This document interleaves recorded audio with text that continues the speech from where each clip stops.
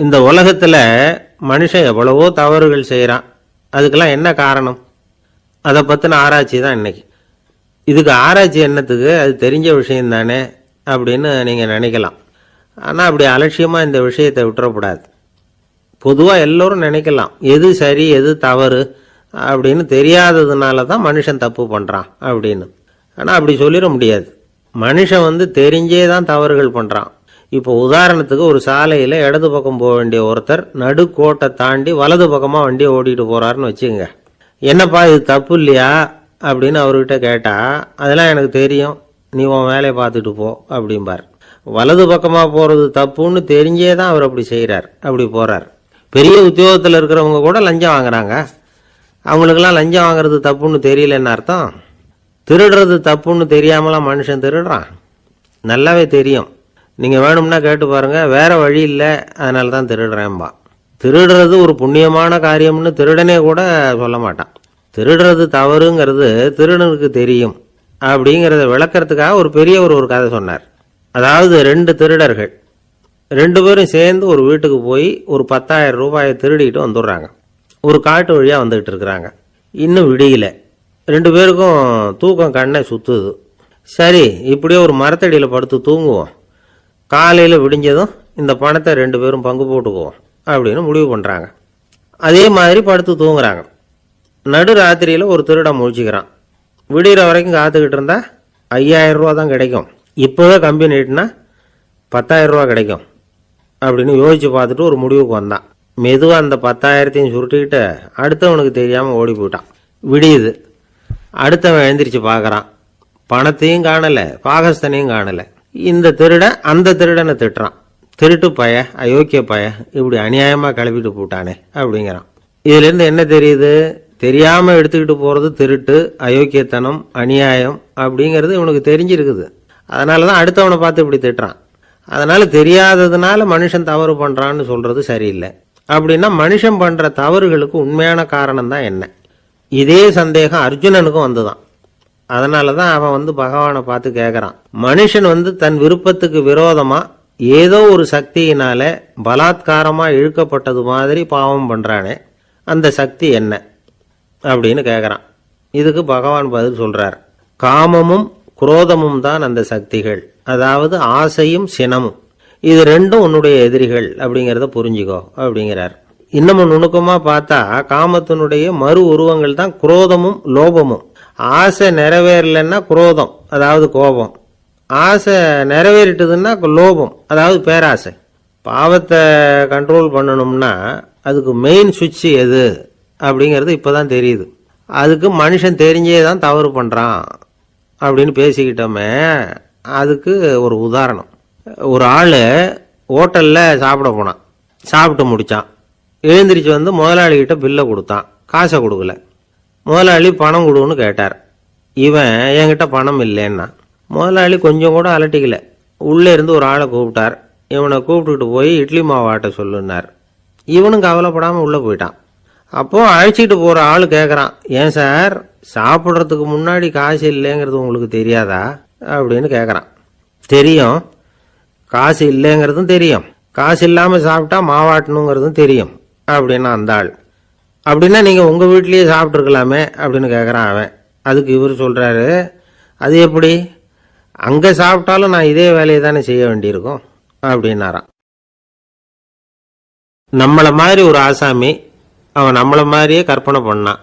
அதாவது நாம தான் இந்த உலகத்தில் ரொம்பவும் கஷ்டப்படுறோம், மற்றவங்கெல்லாம் சந்தோஷமாக இருக்கிறாங்க அப்படின்னு அவன் நினச்சிக்கிட்டான். அவன் ஒரு நாள் கடவுளை வேண்டிக்கிட்டானா, சுவாமி இந்த உலகத்தில் எவ்வளவோ பேர் இருக்கிறாங்க, ஒவ்வொருத்தருக்கும் ஒவ்வொரு விதமான கஷ்டம் இருக்கலாம், ஒத்துக்கிறேன். இருந்தாலும் எனக்கு அது கொஞ்சம் அதிகமாக இருக்கிறது மாதிரி தெரியுது. அதனால் நீங்கள் எனக்காக ஒரு சின்ன உதவி செஞ்சால் போதும். அது வேற ஒன்றும் இல்லை, என்கிட்ட இருக்கிற துயரங்களை இன்னொருத்தர் யாருக்கிட்டையாவது கொடுத்துருங்க, அவர்கிட்ட இருக்கிற துயரங்களை என்கிட்ட மாற்றி கொடுத்துருங்க. ஒரு மியூச்சுவல் டிரான்ஸ்ஃபர், அவ்வளவுதான். அப்படி பண்ணிவிட்டா போதும் அப்படின்னு வேண்டிக்கிட்டானான். அன்னைக்கு ராத்திரியே அவன் ஒரு கனவு கண்டிருக்கான். வானத்திலிருந்து ஒரு குரல் கேட்டிருக்கு. அது என்ன சொல்லிச்சு தெரியுமா? ஏ ஜனங்களே, எல்லாரும் அவங்கவுங்க கஷ்டங்களை ஒரு பையில் போட்டு எடுத்துக்குங்க. அப்படி எடுத்துக்கிட்டு நேராக இந்த ஊர் எல்லையில் இருக்கிற கோயிலுக்கு வந்து சேருங்க அப்படின்னு அந்த குரல். ஆஹா, கடவுள் நம்ம பிரார்த்தனைக்கு செவி சாய்ச்சுட்டார் அப்படின்னு சந்தோஷப்பட்டான் இவன். உடனே என்ன பண்ணான், தன்கிட்ட இருந்த கஷ்டத்தையெல்லாம் ஒரு சாக்கு பையில் போட்டு எடுத்துக்கிட்டான். வீட்டை விட்டு வெளியில் வந்தான். தெருவில் இறங்கி நடக்கிறான். அங்கே பார்த்தா ஏகப்பட்ட பேர் ஆளுக்கு ஒரு பையை தூக்கிக்கிட்டு கோயிலுக்கு போய்கிட்டு இருக்கிறாங்க. சில பேர் மூட்டையாக கட்டி தலையில் சுமந்துக்கிட்டு போய்கிட்டு இருக்கிறாங்க. இவன் பார்த்தான். இவனுக்கு ரொம்ப ஆச்சரியமாக இருந்தது. ஏன்னா எல்லாரும் வச்சிருக்கிற பை இவன் பையை விட பெருசாக இருந்தது. இவன் பை தான் இருக்கிறதுலேயே கொஞ்சம் சின்னதாக தெரிஞ்சுது. இப்போ அவன் மறுபடியும் சாமியை வேண்டிக்கிட்டான். கடவுளே, இப்போ உள்ள சூழ்நிலையை கவனிச்சா என்கிட்ட இருக்கிற பையே பரவாயில்லன்னு தோணுது. அதனால் வேற பை எதையும் மாற்ற வேணாம், இதுவே பரவாயில்ல, இந்த பையோடு திரும்பி வீட்டுக்கு போனால் போதும்னு நினைக்கிறேன் அப்படின்னு எதோ நினைக்க ஆரம்பிச்சுட்டான் அவன்.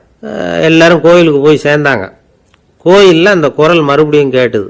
எல்லாரும் அவங்கவுங்க பைகளை சோகத்தில் தொங்க விடுங்க, திடீர்னு விளக்குகள் அணையும், மணி அடிக்கப்படும், அதுதான் அடையாளம். அந்த சமயத்தில் இருட்டில் உங்களுக்கு வேண்டிய பையை நீங்கள் மாற்றி எடுத்துக்கலாம், தேர்ந்தெடுத்துக்கலாம். வெளிச்சம் இருக்கிறப்பவே உங்களுக்கு பிடிச்ச பைக்கு பக்கமாக பார்த்து நீங்கள் நின்றுக்கலாம் அப்படின்னு சொல்லி விவரம் சொல்லிச்சான் அந்த குரல். அப்படி சொன்னதுக்கு அப்புறம் திடீர்னு விளக்கு அணைஞ்சிது, மணி அடிச்சுது. கொஞ்ச நேரம் கழித்து மறுபடியும் விளக்குகள்லாம் எரிஞ்சுது. இப்போ பார்த்தா எல்லாரும் அவங்கவுங்க பையையே கெட்டியாக பிடிச்சிக்கிட்டு நிற்கிறாங்க. இவனும் அப்படியே நிற்கிறான். இவன் மெதுவாக பக்கத்தில் நிற்கிறவங்ககிட்ட கேட்டானா, ஏன் நீங்கள் பையை கையிலேயே வச்சுருக்கிறீங்க, செவுத்தில் மாட்டலையா அப்படின்னு கேட்டிருக்கான். இல்லைப்பா, நீ ஏன் கையிலேயே வச்சுருக்கிறியோ அதே காரணத்துக்காக தான் நாங்களும் வச்சுருக்கிறோம். நம்ம கவலைகளை பற்றி நமக்கு ஓரளவுக்காவது தெரியும். ஆனால் மற்றவங்க கவலைகள் நமக்கு பரிச்சயம் இல்லாதவை, பழக்கம் இல்லாதது. அதனால் நமக்கு தெரிஞ்ச கவலைகளை சமாளிக்கிறது சுலபம்.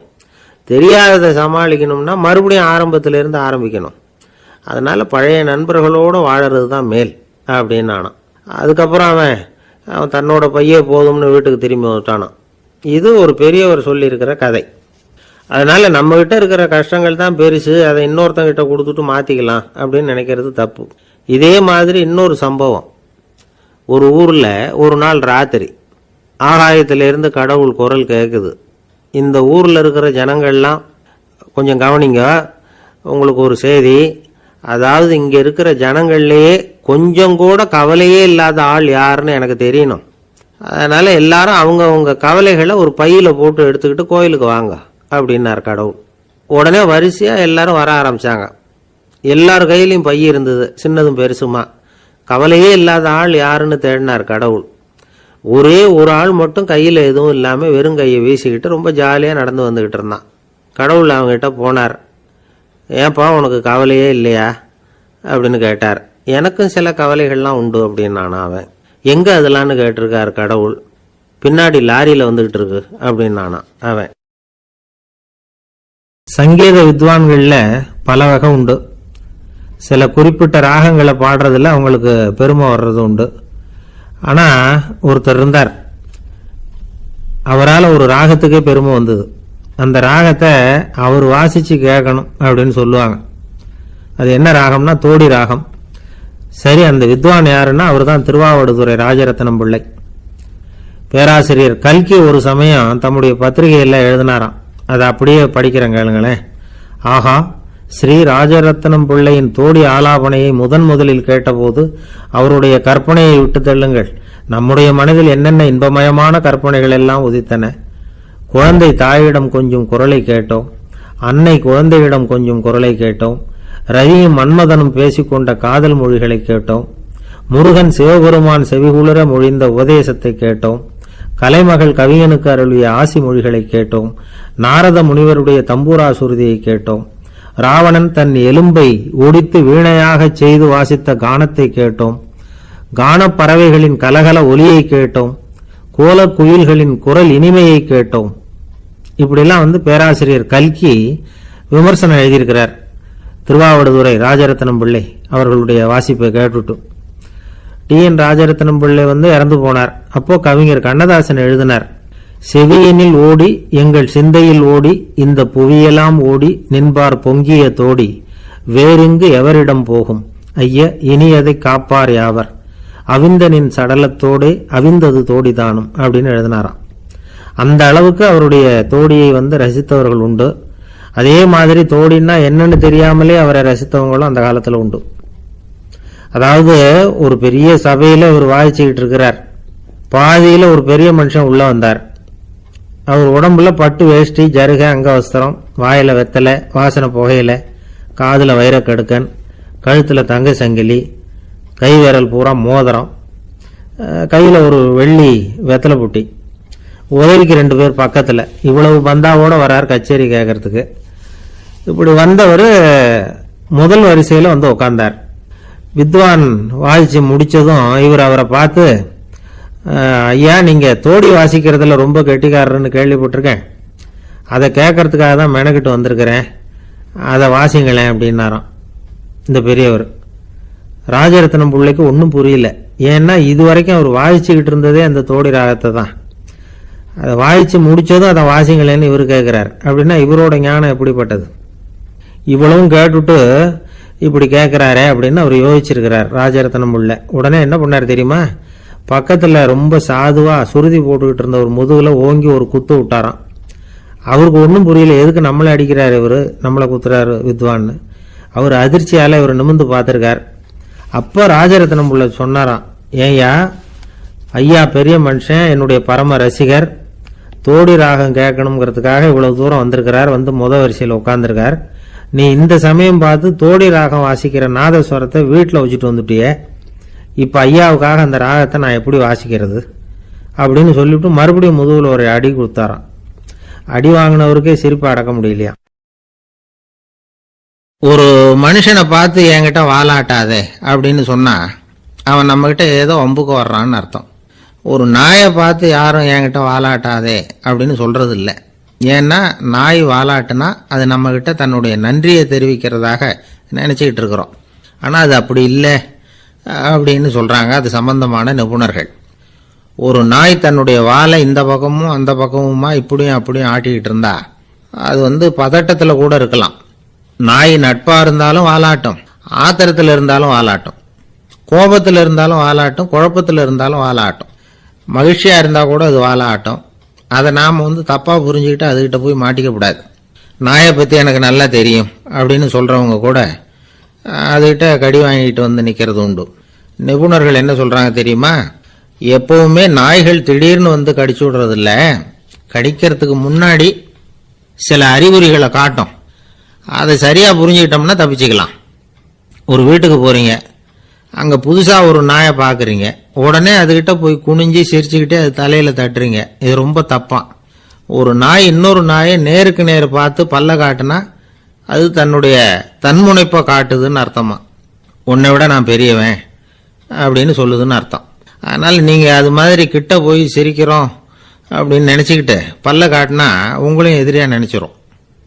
இன்னொரு விஷயம் என்னன்னா, தலையில தட்டுனா நாய்க்கு பிடிக்காது. அது தன்னை அடக்கிறதாகவும் அச்சுறுத்துறதாகவும் நினைச்சுக்கிட்டு இருக்கும். சரி, அப்படின்னா புதுசா ஒரு இடத்துல அல்லது வீட்டில் நாய்க்குட்டியை பார்த்தா என்ன பண்றது?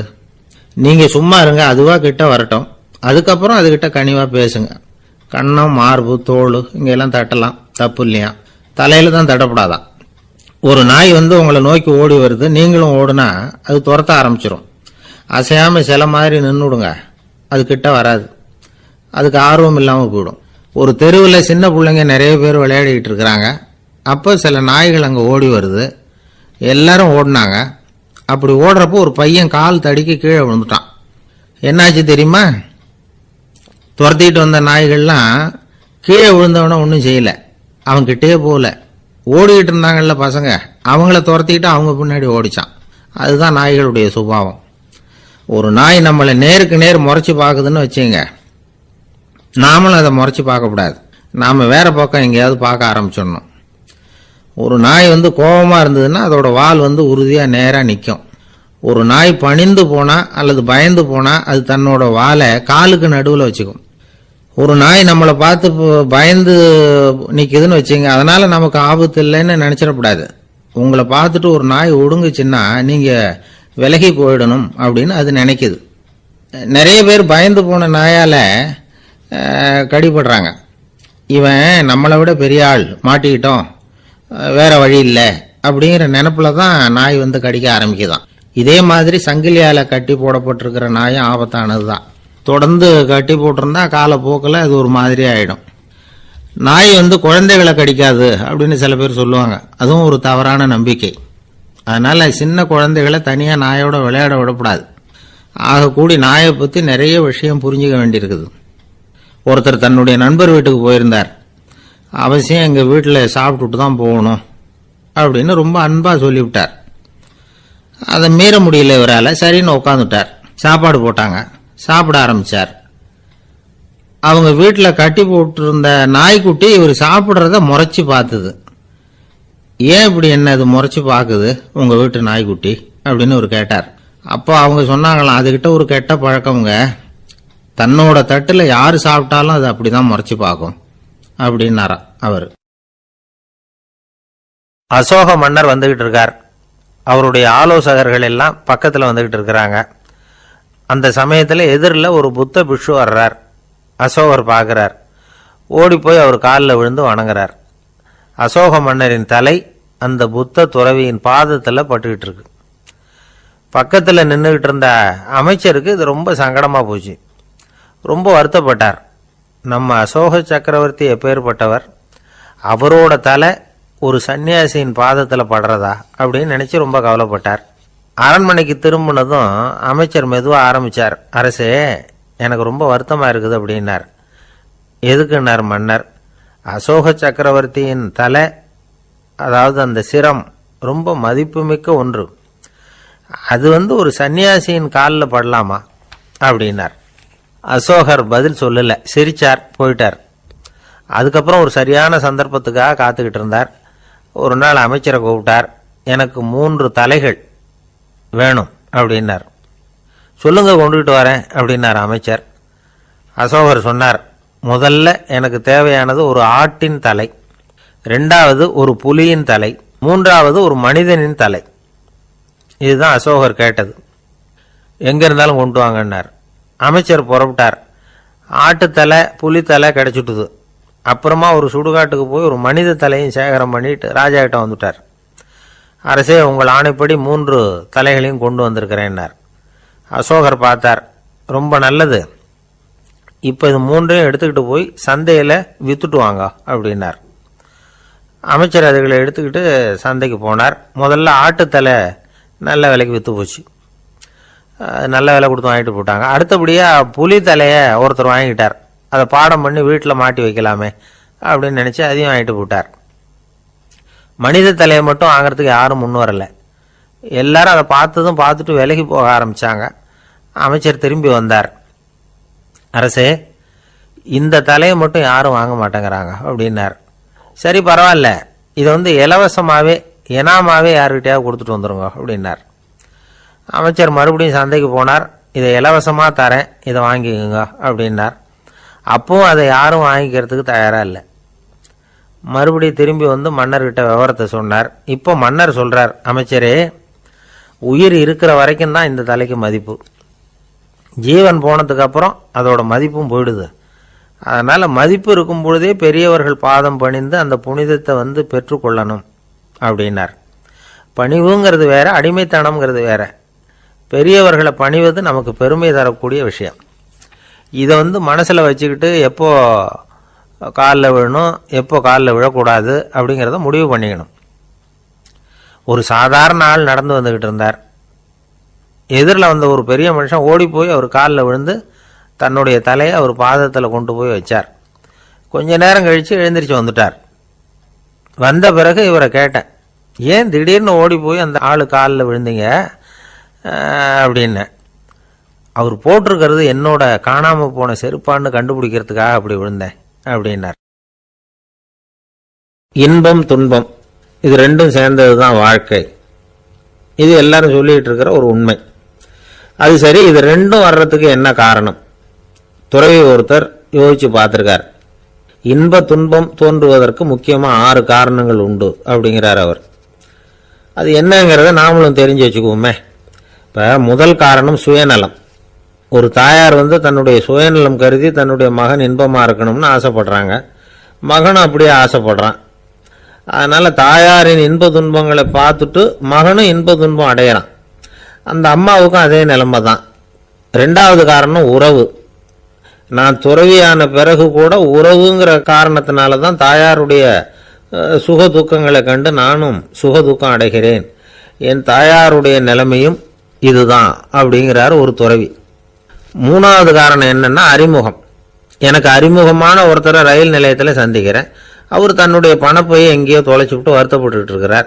நானும் வருத்தப்படுறேன். அந்த சமயத்தில் யாரோ ஒருத்தர் இதுதானே அவங்க பணப்பை அப்படின்னு சொல்லி கொண்டாந்து நீட்டுறார். பணப்பையை தொலைச்சவர் சந்தோஷப்படுறார், நானும் சந்தோஷப்படுறேன். இது அந்த துறவி சொல்ற அனுபவம். நாலாவது காரணம் என்னன்னா கருணை. எனக்கு முன்னே பின்ன தெரியாத ஒருத்தனை யாரோ ஒருத்தன் அடிச்சு காயப்படுத்தி போடுறான். கருணை காரணமா நான் அதுக்காக துக்கப்படுறேன். அஞ்சாவது காரணம் எதையும் நம்புறது. ஒரு பசுமாட்டை ஒரு முரணை அடிச்சுட்டு இருக்கிறான் அப்படின்னு ஒருத்தர் வந்து நம்மகிட்ட சொல்றாருன்னு வைங்க, உடனே நான் துக்கப்படுறேன். இன்னொருத்தர் வந்து அந்த முரணனை போலீஸ்காரங்க பிடிச்சிட்டு போயிட்டாங்கன்னு சொல்லி சொல்றாரு, நான் உடனே சந்தோஷப்படுறேன். மூணாவதா ஒருத்தர் வந்து முதல் 2 பேரும் சொன்னது பொய்யுங்கிறார். அப்ப நான் இன்ப துன்பம் ரெண்டுமே இல்லாம நிம்மதியா இருக்கிறேன். இது ஒரு விதம். அடுத்தது 6வது காரணம் என்னன்னா தன்மயமாகுதல். ஒரு நாவல் படிச்சுக்கிட்டு இருக்கிறோம், அதுல வர்ற பாத்திரங்களோட நாம ஒன்றி போயிடுறோம். அதுல வர்ற பாத்திரங்கள் சிரிச்சுதுன்னா நாமளும் சிரிக்கிறோம், அது அழுதுன்னா நாமளும் அழறோம். அதெல்லாம் வந்து அந்த துறவி சொல்ற அனுபவ உண்மைகள். இன்ப துன்பம் இது ரெண்டும் தோன்றுவதற்கு சுயநலம், உறவு, அறிமுகம், கருணை, எதையும் நம்புறது, தன்மயமாகிறது, இது எல்லாம் தான் முக்கிய காரணம் அப்படின்னு அவர் சொல்றார். ஆக கூடி ஒட்டு மொத்தமா யோசனை பண்ணி பார்த்தா பிற பொருள்கள் மீது பற்றுதல் காரணமா தான் நாம வந்து இன்ப துன்பம் அடையிறோம் அப்படிங்கிறத புரிஞ்சுக்க முடியுது.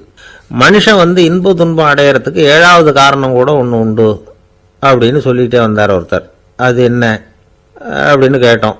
அதுதான் சார் இந்த நீங்க சொல்லிட்டு வர்ற இன்று ஒரு தகவல்னார். எப்படி சொல்றீங்கன்னு கேட்டோம். இன்று ஒரு தகவல் கேட்க ஆரம்பிக்கிறப்போ மனசுல இன்பம், ஆரம்பிச்ச உடனே இது ஏற்கனவே கேட்ட சமாச்சாரமாச்சே அப்படின்னு நினைக்கிறப்போ துன்பம் அப்படின்னு அதுக்கு ஒரு விளக்கம் கொடுத்தார் அவர். கடற்கரை ஓரமா ஒரு பெரியவர் கையால மணலை கீறிக்கிட்டே உட்காந்துருக்கிறார். என்னத்தையும் தேடிட்டு இருக்கிறது மாதிரி தெரிஞ்சுது. மெதுவா கிட்டத்துல போய் என்னத்தை தேடிட்டு இருக்கிறீங்க அப்படின்னு கேட்டோம். அவரு சாவகாசமா நிமிந்து பார்த்து நிம்மதியை தேடிட்டு இருக்கிறேன்னார். நாங்க ஒரு மாதிரி ஆயிட்டோம். இருந்தாலும் சமாளிச்சுக்கிட்டு, சார் மணல்ல வந்து கிழிஞ்சல் தான் கிடைக்கும், நிம்மதி கிடைக்காது அப்படின்னோம். சரி, இன்னைக்கு வசமா நம்மகிட்ட ஒரு ஆள் மாட்டிக்கிட்டார் அப்படின்னு நினைச்சு அவர் பக்கமா போய் உட்காந்துக்கிட்டு கதை சொல்ல ஆரம்பிச்சிட்டோம். ஒரு பெரிய மன்னர் இருந்தார். அவருக்கு எல்லா வசதியும் இருந்தது. இருந்தாலும் ஒரே ஒரு குறை. அது என்னன்னா நிம்மதி இல்லைங்கிற குறை. அரண்மனையில தினமும் கலை நிகழ்ச்சி, நாட்டியம் எல்லாம் நடந்துகிட்டு தான் இருந்தது. இருந்தாலும் நிம்மதி இல்லை. சரி, நிம்மதி எங்க கிடைக்கும் அப்படின்னு தேட ஆரம்பிச்சார். உடனே அதுக்கான முயற்சிகளில் தீவிரமாக இறங்கினார். நாட்டில் உள்ள தத்துவ மேதைகளை எல்லாம் கூப்பிட்டுட்டு வர சொன்னார். எல்லாரும் வந்து சேர்ந்தாங்க. அவங்கள பார்த்து நிம்மதி எங்கே இருக்குது அப்படின்னு விசாரிச்சார். அவங்களுக்கு அது தெரிஞ்சா ஏன் இப்படி ராஜா முன்னாடி வந்து நின்றுட்டு இருக்க போகிறாங்க? ராஜாவோட கேள்விக்கு ஒவ்வொருத்தரும் ஒவ்வொரு மாதிரி விளக்கம் கொடுக்க ஆரம்பிச்சிட்டாங்க. எந்த பதிலும் ராஜாவுக்கு திருப்தி அளிக்கக்கூடிய அளவுக்கு இல்லை. சரி, போயிட்டு வாங்கன்னு சொல்லி அவங்களெல்லாம் அனுப்பி வச்சுட்டார். ஒரு நாள் அவர் மாளிகையில் உப்பருகையில் நின்றுட்டு இருக்கிறார். அந்த சமயத்தில் தெருவில் ஒரு பிச்சைக்காரன் ரொம்ப உல்லாசமாக பாட்டு பாடிக்கிட்டே போய்கிட்டு இருக்கிறான். குரலில் ஒரு சந்தோஷம், நடையில் ஒரு மிடுக்கு. அவங்ககிட்ட கொஞ்சம் கூட கவலை இருக்கிறதா தெரியல. உடனே ராஜா இதை பார்த்தார். ஏவலாளிகளை வந்து கைதட்டி கூப்பிட்டார். உடனே ஓடி போய் அந்த பிச்சைக்காரனை இங்கே அழைச்சிட்டு வாங்கன்னு உத்தரவு போட்டார். இவங்க உடனே ஓடி போய் அவனை கூப்பிட்டாங்க. அரண்மனைக்கு வாழ்ந்தாங்க. அவன் வரல. அரண்மனைக்குள்ளே அடி எடுத்து வைக்க மாட்டேன்னு சொல்லிவிட்டான். ராஜா கிட்ட வந்து விஷயத்தை சொன்னாங்க. அவருக்கு ரொம்ப ஆச்சரியம், இப்படி ஒரு ஆள் இருக்கிறானா அப்படின்னு. சரி, அவன் என்னதான் சொல்கிறான் அப்படின்னு விசாரித்தார். இவங்க மறுபடியும் தெருவுக்கு போய் கேட்டாங்க. என்னை பார்க்கணும்னா ராஜா விருப்பப்பட்டார்னா அவரை வேணும்னா இங்கே வர சொல்லுங்க அப்படின்னு சொல்லிவிட்டான். அதை வந்து ராஜா கிட்ட சொன்னாங்க. அவருக்கு கோபம் வரல. இவ்வளவு சுதந்திர உணர்வோடு இருக்கிறவன் சாதாரண ஆளாக இருக்க முடியாது அப்படின்னு நினைச்சார். உடனே கிடுகிடுன்னு இறங்கி தெருவுக்கு வந்தார். பிச்சைக்காரங்கிட்ட போனார். நீ கவலைப்படாமல் சந்தோஷமாக பாடிக்கிட்டு போறியே, அது எப்படி முடியுது உன்னால அப்படின்னு கேட்டார். ஏன் அப்படி கேட்குறீங்கன்னு அவன், அதுக்கு இல்லை, எனக்கு அரண்மனையில் எவ்வளவோ சுகபோகங்கள்லாம் இருக்குது, இருந்தாலும் நிம்மதி இல்லை. இது ஏன்னு எனக்கு தெரியல.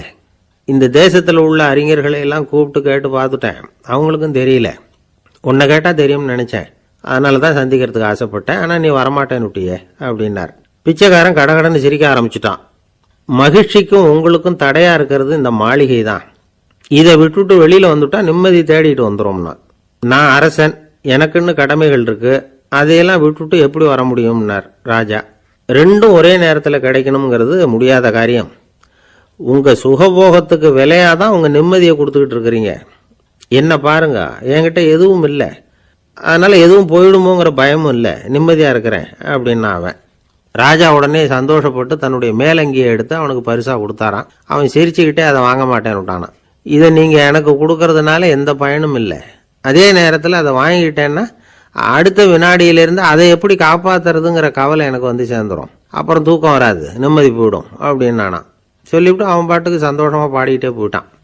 நிம்மதி எங்க இருக்குங்கிறதையும் ராஜா தெரிஞ்சுக்கிட்டார். அந்த இடத்துக்கு தன்னால போக முடியாதுங்கிறதையும் அவர் புரிஞ்சுக்கிட்டார். இப்படி இந்த கதையை அந்த கடற்கரையில் மணலை கீறிக்கிட்டே உட்காந்துருந்தார அந்த பெரியவர்கிட்ட சொல்லி முடித்தோம். அவர் முகத்தில் ஒரு தெளிவு தெரிஞ்சுது. எங்களை நிமிர்ந்து பார்த்தார். ரொம்ப நன்றிங்க, இப்போ எனக்கு தெரிஞ்சு போச்சு, நிம்மதி வேணும்னா அதுக்கு என்ன பண்ணணும்னு இப்போ நல்லா புரிஞ்சுக்கிட்டேன் அப்படின்னார். என்ன புரிஞ்சுக்கிட்டீங்கன்னு கேட்டோம். இனிமே இந்த பக்கம் வந்தால் உங்கள் கண்ணில் படாத இடமா பார்த்து உட்காரணும்னு புரிஞ்சுக்கிட்டேன் அப்படின்னார். இன்றைக்கு பல பேர் உயில் எழுதி வைக்கிறாங்கல்ல. இந்த உயில்னா என்ன? அதாவது ஒரு நபர் தனக்கு பின்னாடி தன்னுடைய சொத்துக்கள் யாருக்கு போய் சேரணும்னு நினைக்கிறாரோ அந்த நினைப்பை சட்டப்படி உறுதிப்படுத்துறது தான் உயில். சரி, உயிலை யார் எழுதலாம்? 18 வயசு பூர்த்தியான யாரும் உயில் மூலமா சொத்துக்களை விநியோகிக்கலாம். கண் பார்வை இல்லாதவங்க, காது கேளாதவங்க, வாய் பேச முடியாதவங்க, இவங்கெல்லாம் கூட உயில் எழுதி வைக்கலாம். புத்தி சுவாதீனம் இல்லாதவங்க கூட சில சமயம் புத்தி தெளிவா இருந்தா உயில் எழுதலாமா. குடிபோதையில் இருக்கிறவங்க, தாங்கள் என்ன செய்யறோங்கிறது தெளிவா அறிய முடியாதவங்க, நோய் நொடியில் இருக்கிறவங்க, இவங்கெல்லாம் உயில் எழுத முடியாது. ஒருத்தரை நிர்பந்தப்படுத்தி ஏமாத்தி அல்லது சுய நினைவில்லாத ஒருத்தர்கிட்ட எழுதி வாங்கி வைக்கிற உயில் செல்லாது. உயிலை இந்த முறையில தான், இந்த படிவத்தில் தான் எழுதணும்னு சட்டத்தில் விதி எதுவும் கிடையாது. இதுக்கு முத்திரை கட்டணமும் கிடையாது. உயிலை வெற்று காகிதத்தில் எழுதலாம். அச்சு அடிக்கணும், டைப் அடிக்கணுங்கிற அவசியம் கூட இல்லை. கையாலேயே கூட எழுதலாம். எழுதி இருக்கிறது புரியணும், அவ்வளவுதான். குறைந்தபட்சம் 2 சாட்சிகளை வச்சுக்கிட்டு உயில் எழுதுறவர் அதில் கையெழுத்து போடணும். கையெழுத்து போட தெரியாதுன்னா இடது கை பெருவிரல் ரேகை வைக்கலாம். உயில் சாசனத்துக்கு சாட்சிகள் கையெழுத்து இல்லைன்னாலும் அது செல்லாது. அப்புறம் பிரிவிலேஜ்டு வில் அப்படின்னு இருக்கு, அதுக்கு மட்டும் சாட்சிகள் தேவையில்லை. அது என்னன்னா, இந்த விமானப்படை, கப்பல் படை அல்லது யுத்தத்தில் பணிபுரியும் நபர்கள் அவங்கெல்லாம் இருக்கிறாங்க இல்லையா, அப்படிப்பட்டவங்க எழுதுற உயில் அது. அதுக்கு சில விசேஷ சலுகைகள் உண்டு. ஒருத்தர் முதல்ல ஒரு உயில் எழுதி வைக்கிறார், அதுக்கப்புறம் மனசு மாறி போகுது, அது வேணாம்னு நினைக்கிறார், ரத்து செஞ்சுடலாம். அதுக்கப்புறம் வேற உயிலும் எழுதலாம். உயிரோடு இருக்கிற வரைக்கும் எத்தனை தடவை வேணும்னாலும் உயில் எழுதலாம். கடைசியா எழுதப்பட்ட உயில் சட்டப்படி சரியா இருந்தா அதுதான் அமலுக்கு வரும். சரி, எழுதுற உயில ரகசியமா வச்சிருக்கிறது எப்படி? இது ஒரு கேள்வி. இதுக்கு என்ன செய்யணும்னா, ஒருத்தர் உயில எழுதினதுக்கு அப்புறம் அவர் தானாவோ அல்லது அங்கீகரிக்கப்பட்ட முகவர் மூலமாகவோ, அதாவது ஒரு ஏஜென்ட் மூலமாகவோ, ஒரு கவரில் போட்டு சீல் வச்சு கவர் மேலே தன்னுடைய பெயரை எழுதி அல்லது அந்த ஏஜென்ட் பெயரை எழுதி கவர் மேலே என்ன அடக்கம் செய்யப்பட்டிருக்கு, உள்ள என்ன இருக்கு அப்படிங்கிற விவரம்லாம் எழுதி சார் பதிவாளர்கிட்ட ஒப்படைக்கலாம். இதுக்கு கட்டணம் உண்டு. அதுக்கப்புறம் எப்போ தேவைப்படுதோ அப்போ ஒரு மனு கொடுத்து அந்த கவரை திரும்ப வாங்கிக்கலாம். இப்போ எழுதுகிற உயில இவ்வளவு நாளுக்குள்ள பதிவு செய்யணுங்கிற கால வரையறை உண்டா அப்படின்னு ஒரு கேள்வி வரலாம் இல்லையா? எப்போ வேணும்னாலும் பதிவு செய்யலாம். நம்மால் ஒருத்தர் ஒரு நாள் ரொம்ப அவசரமாக வந்தார். இந்த உயில் எழுதுறது சம்பந்தமாக பூரா விவரமாக எனக்கு உடனே தெரியணும்னார். நான் உடனே அவரை வக்கீல் ஒருத்தர்கிட்ட அழைச்சிட்டு போனேன். இவர் அவர்கிட்ட எல்லா விவரமும் கேட்டு தெரிஞ்சுக்கிட்டார். ரொம்ப தேங்க்ஸ்ன்னு சொல்லிவிட்டு 2 பேரும் வெளியில் வந்தோம்.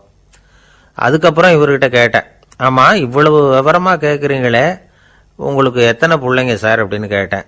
6 பேர் சார் அப்படின்னார். சரி, இருக்கிற சொத்து எவ்வளவுன்னு கேட்டேன். அதை இனிமே தான் சம்பாதிக்க போகிறேன் அப்படின்னு. வயிறு பசிக்குதேங்கிறது சிலரோட கவலை, வயிறு பசிக்க மாட்டேங்குதே அப்படிங்கிறது சில பேரோட கவலை. 2 விதமான கவலைக்கும் வயிறு தான் காரணமாக இருக்குது. வயிறு பசிச்சதுன்னா அது இயற்கை, வயிறு பசிக்கலைன்னா அது வியாதி. ஆனால் பசியையும் நாம் பசிப்பிணி அப்படின்னு தான் சொல்லுவோம். என்ன காரணம்? வியாதியை போக்க வேண்டியது எவ்வளவு முக்கியமோ அதை விட முக்கியம் பசியை போக்க வேண்டியது. ஒரு சமுதாயத்தில் பசிப்பிணியே இருக்கக்கூடாது, அதுதான் நல்ல சமுதாயம். பசியை போக்கணும்னா சாப்பாடு போடணும், பசியின்மையை போக்கணும்னா வைத்தியம்தான் பண்ணணும். இது சம்பந்தமாக எவ்வளவோ ஆராய்ச்சிகள் நடக்குது, நிறைய மருந்து கண்டுபிடிச்சிருக்கிறாங்க. நம்ம உடம்புல பசியை தூண்டக்கூடிய பகுதி எது, இதை முதல்ல தெரிஞ்சுக்கணும் இல்லையா? நாம் சாப்பிட்ற ஆகாரம் செரிக்கிறதுக்கு எது காரணம் தெரியுமா? நம்ம மூளையோட பின்பகுதி தான் அதுக்கு காரணமாக இருக்குதாம். மூளையின் பின்பகுதியில் நரம்பு செல்களால் ஆன 2 வகையான ஆரக்சின்கள் தான் பசியை உண்டாக்குது அப்படின்னு கண்டுபிடிச்சிருக்கிறாங்க. 2 ஆய்வாளர்கள் இதை கண்டுபிடிச்சிருக்காங்க. அவங்க 2 பேரும் டெக்சாஸ் பல்கலைக்கழகத்தில் ஹார்வர்டு ஹக்ஸ் மருத்துவ கல்வி நிலையத்தில் பணிபுரிகிறவங்களாம். உண்பது தேவைங்கிறது உணரப்படும் போது மூளையின் அந்த குறிப்பிட்ட பகுதி ஆரக்சின் அப்படிங்கிற ஹார்மோன்களை சுரக்கும். அது பசி உணர்வை தூண்டும் அப்படிங்கிறது தான் அந்த ஆய்வாளர்களின் கண்டுபிடிப்பு. இந்த ஆரக்சின் வேற சில உயிரினங்கள்லேயும் உண்டு. இப்போ எலிகளில் கூட இது இருக்குது. அதனால் எலிகளை வச்சு இது சம்பந்தமாக ஆராய்ச்சி பண்ணாங்க. எலிகள் உடம்புல ஆரக்சினை செலுத்தி பார்த்தாங்க. உடனே என்னாச்சு தெரியுமா? அந்த எலியெல்லாம் பசியால் துடிக்க ஆரம்பிச்சுட்டுது. எதையாவது தின்னு பசியை தீர்த்தா போதுங்கிற அளவுக்கு அந்த எலிகள்லாம் அல்லாட ஆரம்பிச்சுட்டுது. இயல்பாக சாதாரணமாக அந்த எலிகள் எவ்வளவு சாப்பிடுமோ அது மாதிரி 8 முதல் 10 மடங்கு அதிகமான ஆகாரத்தை 1 மணி நேரத்துக்குள்ளே சாப்பிட்டு தீர்த்துட்டு தான். சில எலிகளின் மூளையில் இந்த ஆரக்சின் அளவை கட்டுப்படுத்தி பார்த்துருக்குறாங்க. உடனே என்னாச்சு தெரியுமா? அதெல்லாம் சாப்பாட்டை கண்டா முகத்தை திருப்பிட்டு போக ஆரம்பிச்சுட்டு தான். அந்த எலிகளுக்கு பசி எடுக்கலையா. இந்த ஆராய்ச்சியின் அடிப்படையில் பசியை எடுக்காமல் இருக்கிற மனிதர்களுக்கும் பசியை தூண்ட முடியும் அப்படின்னு சொல்லி ஆராய்ச்சியாளர்கள் தெரிவிச்சிருக்கிறாங்க. ஆக ஆரக்சின் தான் பசிக்கு காரணம்ங்கிறது தெரிஞ்சு போச்சு. சரி, இந்த ஆரக்சின் அப்படின்னா என்ன? அது ஒரு கிரேக்க சொல். அதுக்கு பசின்னு அர்த்தம். நம்ம ஆளுங்களுக்கெல்லாம் பசியை தூண்டுறதுக்கு மருந்து தேவையில்லை, பசியை குறைக்கிறதுக்கு தான் மருந்து தேவை. ஒரு அம்மா டாக்டரை தேடி வந்தாங்களாம். டாக்டர், எங்கள் வீட்டுக்காரருக்கு திடீர்னு அகோர பசி, நிறைய சமைச்சு போடுறேன், அவ்வளவையும் சாப்பிட்டுட்டு கீழே கிடக்கிற குப்பை கூலங்களையும் எடுத்து சாப்பிட ஆரம்பிச்சுடுறார், என்னன்னு கவனித்து பாருங்க அப்படின்னாங்களாம். எவ்வளவு நாளாக அப்படி இருக்குதுன்னு கேட்டிருக்காரு டாக்டர். 1 வாரமாக அப்படி இருக்குதுன்னாங்களாம். இவ்வளவு நாளாக ஏன் சும்மா இருந்தீங்க, ஆரம்பத்திலே இங்கே அழைச்சிட்டு வர வேண்டியது தானே அப்படின்னாரான் டாக்டர். அது ஒன்றும் இல்லை டாக்டர், வீடு பூரா சுத்தமாகட்டுமேன்னு பார்த்துக்கிட்டு இருந்தேன் அப்படின்னாங்களாம் அந்த அம்மா. உங்க மேலே எனக்கு அளவு கடந்த அன்பு அப்படின்னு யாராவது சொன்னா அதை அலட்சியமாக நினச்சிடக்கூடாது. அது கொஞ்சம் சீரியஸான விஷயம். அளவுக்கு மிஞ்சினா எதுவுமே இடைஞ்சல் தானே. அன்பும் அப்படி தான். அன்பு அதிகமாக இருந்தால் அது எப்படி கெடுதல் பண்ணும் அப்படிங்கிற சந்தேகம் உங்களுக்கு வரலாம். தசரதன் கதை என்னாச்சு? கைகேயி மேலே வச்சு அளவு கடந்த அன்பு ராமன் காட்டுக்கு போறாப்புல ஆயிட்டுதுல்ல. தசரதன் எப்பேற்பட்ட அரசன். விஸ்வாமித்திரர் சொல்றார், என்ன மாதிரி முனிவர்களுக்கும் தேவர்களுக்கும் ஏதாவது கஷ்டம் வந்தால் முதல்ல முருகன் கிட்ட போவோம், அப்புறம் பரமசிவனை போய் பார்ப்போம், அதுக்கப்புறம் திருமால்கிட்ட போவோம், அப்புறம் பிரம்மன் இந்திரன் இவங்களெல்லாம் போய் பார்ப்போம், இவங்களால எல்லாம் முடியலன்னா கடைசியில் அயோத்திக்கு வருவோங்கிறார். உன்னை விட்டா வேற கதி உண்டோ அப்படின்னு தசரதனை பார்த்து விஸ்வாமித்திரரே சொல்றார். அப்பேற்பட்ட அரசன் தசரதன் கைகேயி காலில் விழறான். உன் பாதங்களை தொட்டு கெஞ்சி கேட்டுக்கிறேன், ராமனை காட்டுக்கு அனுப்பாதேங்கிறான். தசரதனுடைய இந்த நிலைமைக்கு என்ன காரணம்? அவன் கைகேயி மேலே வச்ச அளவு கடந்த அன்பு தான் காரணம். இப்போ சொல்லுங்க, அன்பா இருந்தாலும் அது அளவுக்கு மீறி போனால் கெடுதல் பண்ணுமா பண்ணாதா? அது மட்டும் இல்லை, அளவு கடந்த அன்பு நீதிக்கும் நியாயத்துக்கும் புறம்பான காரியங்களையும் செய்ய வச்சிரும். தசரதன் மிகச்சிறந்த நீதிமான், தர்மத்துக்கு விரோதமாக ஒரு காரியமும் செய்யாதவன். அப்பேற்பட்டவன் தன்னுடைய மனைவியை பார்த்து என்ன சொல்றான் தெரியுமா? உனக்காக நான் என்ன செய்யணும் சொல்லு, செய்கிறேன். ஒரு குற்றமும் செய்யாத ஒருத்தனை கொல்லணுமா கொல்றேன், மரண தண்டனை விதிக்கப்பட்ட ஒருத்தனை விடுதலை செய்ய சொல்றியா செய்கிறேன், எந்த பிச்சைக்காரனையாவது கோடீஸ்வரனாக சொல்றியா ஆக்குறேன், அல்லது கோடீஸ்வரனை பிச்சைக்காரன் ஆக்கணுமா ஆக்குறேன் அப்படிங்கிறான். நீதிக்கு விரோதமான இந்த பாவங்களை செய்யறதுக்கு அப்பேற்பட்ட அரசன் எப்படி துணிஞ்சான்? மனைவி பேர்ல வச்ச அளவு கடந்த அன்பு தான் காரணம். திரிசூலம், வஜ்ராயுதம், வாள் இதுகளால் தாக்கப்பட்டா கூட அதையெல்லாம் கொஞ்சம் கூட லட்சியம் பண்ணாத ஒருத்தன் காமதேவனுடைய மலர் அம்புகள் தாக்குனா அதை அவனால் தாக்கு பிடிக்க முடியல, விழுந்துடுறான். காமதேவனுக்கு உள்ள மகிமையே அதுதாங்கிறார் துளசிதாசர். அதனால தான் பெரியவங்கள்லாம் என்ன சொல்கிறாங்கன்னா, எதையும் அளவுக்கு மீறி செய்யாதேங்கிறாங்க. அப்பா அம்மா மனைவி மக்கள் எல்லார் பேர்லேயும் அன்பு அவசியம்தான். ஆனால் அந்த அன்பு அறிவுக்கு புறம்பாக இருக்கக்கூடாது, அளவுக்கு மீறி இருக்கக்கூடாது. அப்போ தான் வாழ்க்கை சுகமாக இருக்கும், இல்லைன்னா அவஸ்தை தான். அளவுக்கு மீறின அன்புங்கிறது புரியுது, அது சரி. அறிவுக்கு புறம்பான அன்புங்கிறது எப்படி? ஒரு தாய்க்கு ஜலதோஷம் அல்லது ஏதோ ஒரு தொற்று நோயின்னு வச்சுங்களேன். அந்த அம்மாவுக்கு தன்னுடைய குழந்தை பேரில் அளவு கடந்த அன்பு. தனக்கு நோய் இருக்கு, அது அடுத்தவங்களுக்கு தொற்றக்கூடியது அப்படின்னு தெரிஞ்சிருந்தோம் அன்பை காட்டுறதுக்காக அந்த குழந்தைக்கு முத்தம் கொடுக்குறேன்னு தூக்கி வச்சுக்கிட்டு கொஞ்சம் ஆரம்பிச்சதுன்னு வச்சுக்கோங்க, அது நல்லா இருக்குமா? இதுதான் அறிவுக்கு புறம்பான அன்புங்கிறது. அது மாதிரி விலங்குகள்கிட்ட அன்பாயிருன்னு சொல்கிறோம். அதுக்காக புலிக்கு முத்தம் கொடுக்க முடியுமா? அப்படி கொடுத்தா அது அறிவுக்கு புறம்பான அன்பு. அதனால் அன்பு கூட அறிவுபூர்வமாக இருக்கணும் அப்படிங்கிறத இன்னைக்கு தகவல் மூலமாக நாம் புரிஞ்சுக்கணும். இந்த காலத்து காதலன் தன்னுடைய காதலிகிட்ட சொன்னானாம், இதை பாரு, உன் பேரில் எனக்கு அளவு கடந்த அன்பு, உனக்காக என்ன செய்யணும் சொல்லு செய்கிறேன், நெருப்பில் நடக்கணுமா நடக்கிறேன், நீரில் குதிக்கணுமா குதிக்கிறேன், உயிரையே கொடுக்கணுமா கொடுக்குறேன் அப்படின்னா. சரி, வர்றேன் ஞாயிற்றுக்கிழமை சாயந்தரம் 6 மணிக்கு இதே இடத்துக்கு வாங்க அப்படின்னு அந்த பொண்ணு. இவன் கொஞ்சம் யோசனை பண்ணி பார்த்துட்டு, அன்னைக்கு மழை பெய்யாமல் இருந்தால் வந்துடுறேன் அப்படின்னானா. ஒரு பெரிய அரசன் இந்த உலகம் பூராவையும் ஆண்டுகிட்டு இருந்தான். ரொம்ப காலம் அப்படி அரசாட்சி பண்ணிக்கிட்டு இருந்தான். திடீர்னு அவனுக்கும் சில எதிரிகள் முளைச்சாங்க. அவங்கெல்லாம் ஒன்று சேர்ந்து இவனை தோற்கடிச்சுட்டாங்க. தோற்று போனதும் இவனுக்கு பயம் வந்துட்டுது, எங்கே எதிரிகள் நம்ம கொண்டுடுவாங்களோ அப்படின்னு. வெளியில் வந்தால் தனக்கு ஆபத்துன்னு பயந்துக்கிட்டு யாருக்கும் தெரியாமல் ஒரு குகைக்குள்ளே போய் பதுங்கி கிடக்கிறான். நிலைமையை பாருங்க. முதல் நாள் அரண்மனையில் அதிகாரம் பண்ணிக்கிட்டு இருந்தவன் மறுநாள் குகையில் பயந்து போய் பதுங்கி கிடக்கிறான். ராத்திரி நேரம் வந்தது, பசி வயத்தை கிள்ளுது, பிச்சை எடுத்து சாப்பிட வேண்டிய நிலைமை. பிச்சை எடுக்கிறதுக்கு பாத்திரம் வேணுமே, என்ன பண்ணுறது அப்படின்னு அங்கேயும் இங்கேயும் பார்க்குறான். ஒரு மூலையில் யாரோ விட்டுட்டு போனால் ஒரு ஓடு கிடக்குது, அதை எடுத்துக்கிட்டு புறப்பட்டான். இருட்டில் வழி புரியல, ஏதோ ஒரு யூகத்தில் காலை மெதுவாக எடுத்து வச்சு நடந்து போய்கிட்டு இருக்கிறான். வழியில் ஒரு கருப்பு நாய் படுத்து கிடந்தது. இருட்டில் அவன் இது கண்ணுக்கு சரியாக தெரியல, அவனுக்கு தவறி போய் காலை வச்சுட்டான் அது மேலே. நாய் சும்மா இருக்குமா, வள்ளுன்னு விழுந்து கடிச்சு விட்டுது. காலை பார்க்குறான், காலத்தையும் நினச்சி பார்க்குறான். அரண்மனையில் வீரக்கழல் அணிந்த காலை உடைய மன்னா அப்படின்னு புகழ்வாங்களே புலவர்கள்லாம். ஆனால் அது இன்னைக்கு நாய் கடித்த காலம் ஆயிட்டுதே அப்படின்னு நினைக்கிறான். அது மட்டும் இல்லை, முன்னாடியெல்லாம் பொற்கிண்ணங்களில் தான் அவன் சாப்பிடுவான். ஆனால் இப்போ உடஞ்சி போன ஓட்டு, அது ஓட்டை கையில் வச்சுக்கிட்டு நிற்கிறான். அதில் ஏதாவது யாராவது சாப்பாடு போடுவாங்களான்னு. முன்னாடியெல்லாம் நிறைய பேர் அரண்மனைக்கு வருவாங்க, அரசருக்கு காணிக்கைன்னு சொல்லி இவன் காலடியில் கொண்டாந்து கொட்டுவாங்க. அப்போலாம் இவன் அந்த ஜனங்களுடைய முகத்தை திரும்பி கூட பார்க்கறதில்ல, ரொம்ப கர்வமாக உட்காந்துருப்பான். அதே ஆள் இன்னைக்கு எல்லார் கண்ணிலையும் படுறது மாதிரி பிச்சை எடுத்துக்கிட்டு இருக்கிறான்.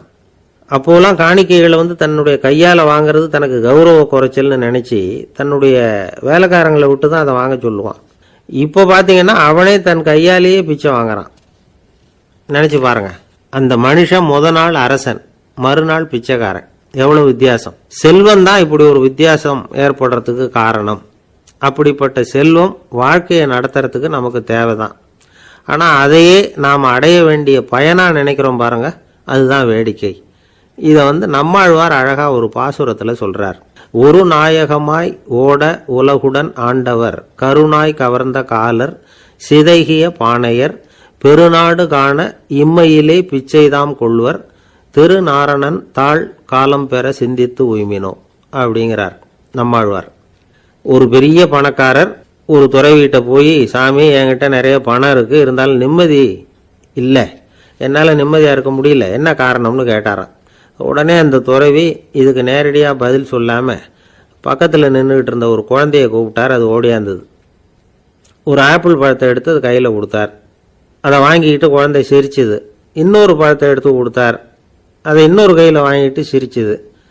3வது ஆப்பிள் எடுத்து கொடுத்தார். 2 பழத்தையும் நெஞ்சில் அணைச்சிக்கிட்டு 3வது பழத்தையும் வாங்கிறதுக்கு முயற்சி பண்ணிச்சு. ஆனால் அது உடனே நழுவி கீழே விழுந்து உருண்டு ஓடிச்சு. ஏற்கனவே இருந்ததும் விழுந்துட்டுது.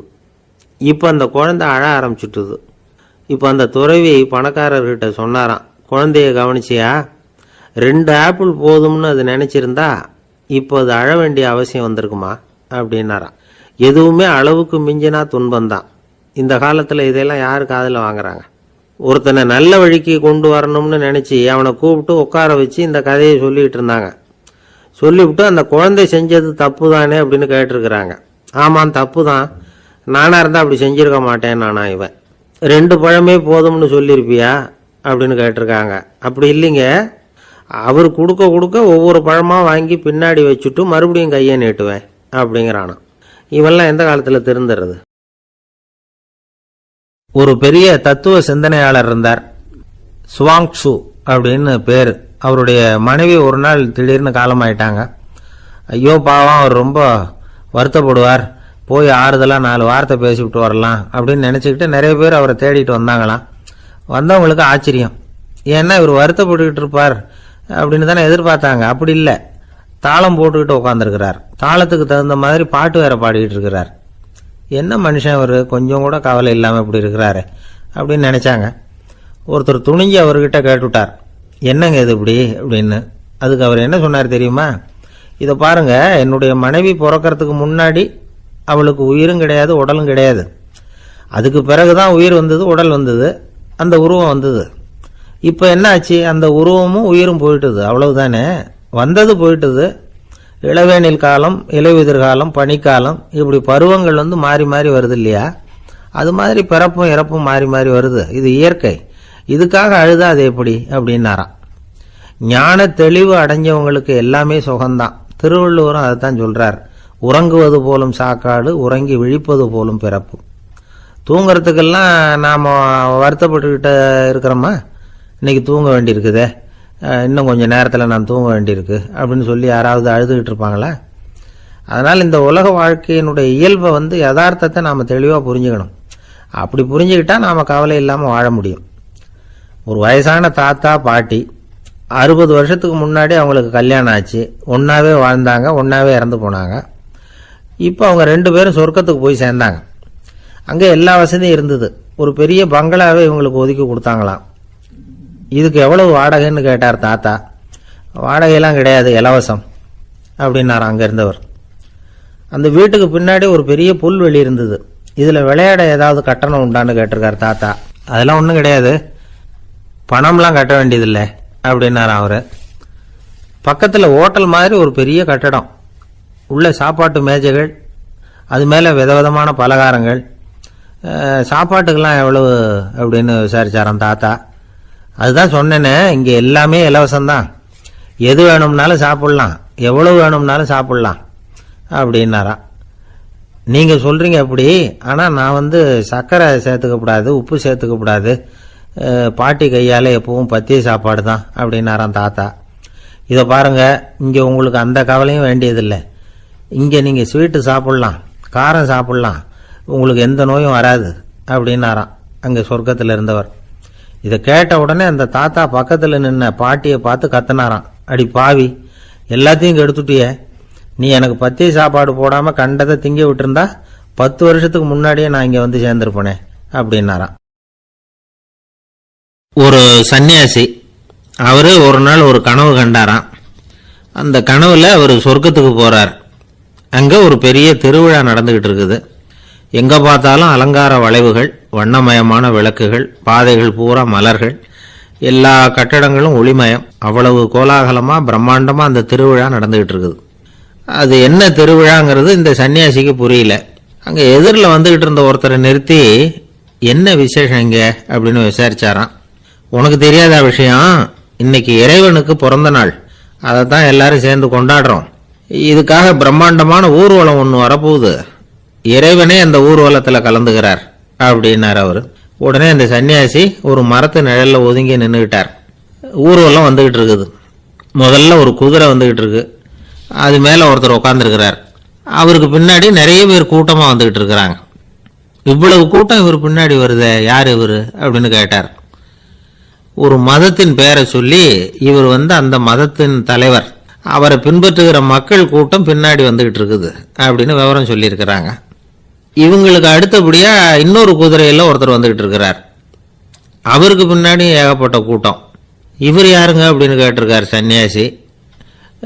அங்கே இருக்கிறவங்க விவரம் சொல்லியிருக்கிறாங்க. இன்னொரு மதத்தின் பெயரை சொல்லி இவர் அந்த மதத்தினுடைய தலைவர், அவர் வழியை பின்பற்றுகிறவர்கள் அவர் பின்னாடி கூட்டமாக வந்துகிட்டு இருக்கிறாங்க அப்படின்ட்டு இருக்காங்க. இப்படி ஒவ்வொருத்தராக குதிரை மேலே வந்துக்கிட்டே இருக்கிறாங்க. அவங்கள பின்பற்றியும் ஒவ்வொரு கூட்டம் வந்துக்கிட்டே இருக்குது. அந்த பெரிய ஊர்வலம் அது பாட்டுக்கு போய்கிட்டு இருக்குது. கடைசியாக அது முடிஞ்சது ரொம்ப நேரம் கழித்து. அதுக்கப்புறம் கொஞ்சம் நேரம் கழித்து ஒரு வயசான ஆள் குதிரை மேலே வந்துக்கிட்டு இருக்கிறார். ஆனால் அவருக்கு பின்னாடி யாருமே இல்லை.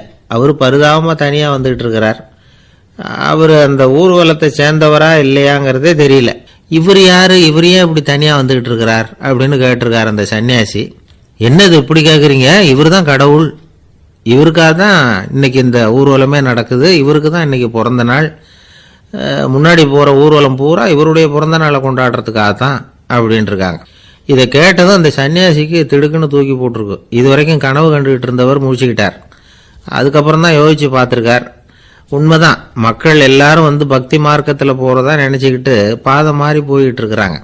கடவுளை பின்பற்றுவதாக நினைக்கிறாங்க பக்தர்கள். ஆனால் கடவுளுக்கு பின்னாடி யாருமே இல்லை. இன்னமும் இயல்பாக இதை பற்றி யோசிச்சு பார்த்தா உண்மைக்கு பின்னாடி தான் நான் போய்கிட்டு இருக்கேன் அப்படின்னு நிறைய பேர் சொல்கிறாங்க.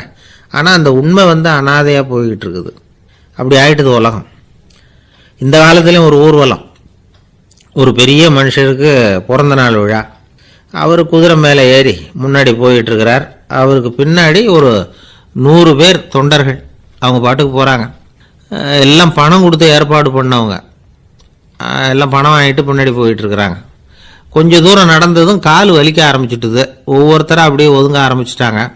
அதான் முன்னாடியே பணம் கிடைச்சிட்டுதே, இனிமேல் ஒதுங்கினா என்னன்னு ஒதுங்கிட்டாங்க. ஒரு கட்டத்தில் குதிரையில் போகிறவர் தற்செயலாக திரும்பி பார்க்குறாரு, பின்னாடி யாருமே இல்லை, எல்லாரும் ஓடி போயிட்டாங்க. ஒரே ஒரு ஆள் மட்டும் ரொம்ப விசுவாசமாக பின்னாடி நடந்து வந்துக்கிட்டு இருந்தான். ஏன்ப்பா நீ மட்டும் வந்துக்கிட்டு இருக்கிறியே, நீ வீட்டுக்கு போகலையான்னு கேட்டிருக்காரு அவர்.